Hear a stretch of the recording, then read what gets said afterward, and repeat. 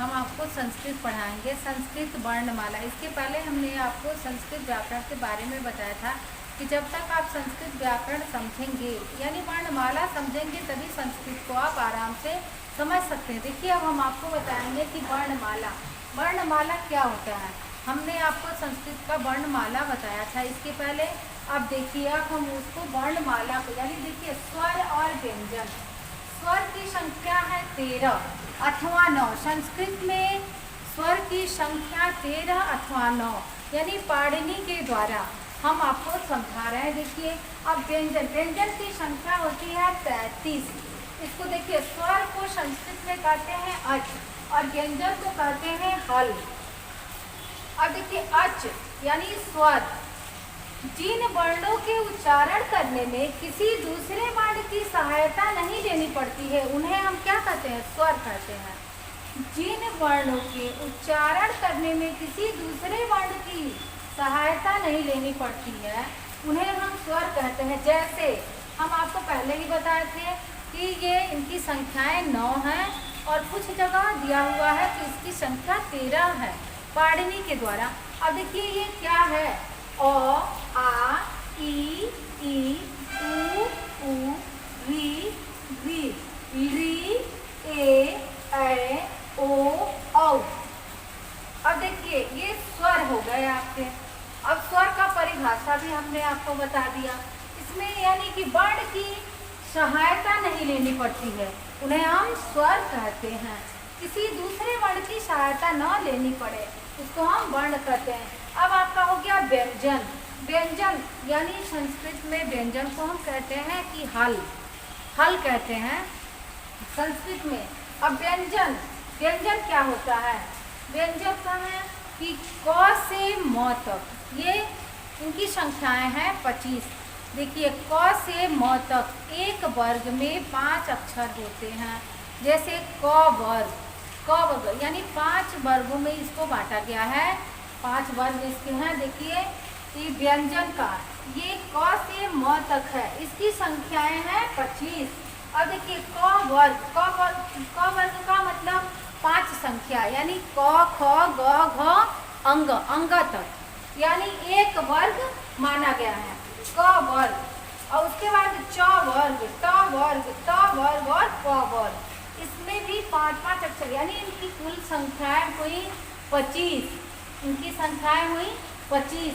अब देखिए इसको हम संस्कृत में किस प्रकार से पढ़ते हैं, कु चू टू टू कु, यानी कि इनकी संख्याएं हो गई 25। अब देखिए ये क्या आ रहा है कि व्यंजन क से म तक इनकी संख्याएं है यानी इनकी संख्याएं हो गई 25। अब इसका देखिए स्पर्श व्यंजन। अब इसको हम क्या कहते हैं, इसको हम बोलते हैं कि स्पर्श व्यंजन। इसको हम बोलते हैं कि स्पर्श व्यंजन। ये जो आपको हम क से म तक आपको बताया है इनकी संख्याएं 25 हैं और इसको हम कहते हैं स्पर्श व्यंजन। इन वर्णों के उच्चारण में जिह्वा मुख के विभिन्न भागों को स्पर्श करती हुई, इन वर्णों के उच्चारण में जिह्वा मुख के विभिन्न भागों को स्पर्श करती हुई इसी कारण ये स्पर्श व्यंजन कहलाते हैं। यानी मुख के अंदर स्पर्श करती हुई निकलती है जिसके कारण इसको हम स्पर्श व्यंजन कहते हैं। अब देखिए इसके आगे स्पर्श व्यंजन ये हो गया। इसके बाद जो संख्या है वो 4 य र ल व, ये हो गया आपका अंतस्थ व्यंजन। 4 इसकी संख्याएं हैं 4। इसके बाद हम आपको अभी बता रहे हैं। अब हम आपको बताएंगे अंतस्थ व्यंजन। इनकी संख्याएं 4 होती हैं। इनकी संख्याएं 4 होती हैं, य र ल और व। देखिए अंतस्थ व्यंजन, इन वर्णों का उच्चारण करते समय श्वास भीतर से बाहर की ओर निकलता है। जब हम सांस लेते हैं इन वर्णों का उच्चारण करते समय श्वास भीतर से बाहर की ओर निकलता है। इन्हें हम अंतस्थ व्यंजन कहते हैं। इनकी संख्याएं हैं 4 य र ल और व। ये हो गया आपका अंतस्थ व्यंजन। अब देखिए उष्म व्यंजन, इनकी भी संख्याएं कितनी है 4 हैं, इनकी भी संख्याएं 4 होती हैं। अब देखिए ऊष्म व्यंजन, इन व्यंजनों के उच्चारण में हवा मुख के विशेष भाग से, विशेष यानी मुख के अंदर से विशेष भागों की स्पर्श करने के कारण गर्म हो जाती है। जब अंदर से हवा जो निकल रही है मुख के द्वारा वो गर्म हो जाती है, इसके लिए इसको हम, इसीलिए इन्हें हम ऊष्म व्यंजन कहते हैं, यानी ऊष्मा निकलती है मुख के द्वारा। जब ऊष्मा निकलती है तो उसको हम कहते हैं ऊष्म व्यंजन। जैसे इसकी संख्या भी 4 होती है, श, ख, श और ह। अब देखिए इसके बाद ऊष्म व्यंजन हम आपको बताए थे स्पर्श व्यंजन, यानी क से म तक स्पर्श व्यंजन। उसके बाद अंतस्थ व्यंजन, इनकी संख्या, उसकी संख्या हमने बताया था 25 होती है।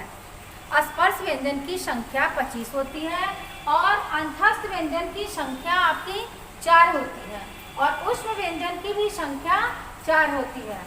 अब देखिए अब इसके बाद हम आपको बताएंगे अंतस्थ व्यंजन और ऊष्म व्यंजन हमने आपको बताया। अब इसके बाद संयुक्त व्यंजन। अब ये संयुक्त व्यंजन क्या है, यानी 2 अक्षरों को मिला करके जोड़ा गया है, तो ये हुआ है आपका संयुक्त व्यंजन। और उसके बाद दूसरा है आपका द्वित्व व्यंजन। दूसरा आपका यानी 2 अक्षर, ये भी आधा अक्षर और पूरा मिला करके द्वित बनता है, तो ये होता है आपका द्वित व्यंजन। और देखिए संयुक्त व्यंजन क्या होता है, 2 अक्षरों से मिल करके बना है संयुक्त व्यंजन। 2 या 2 से अधिक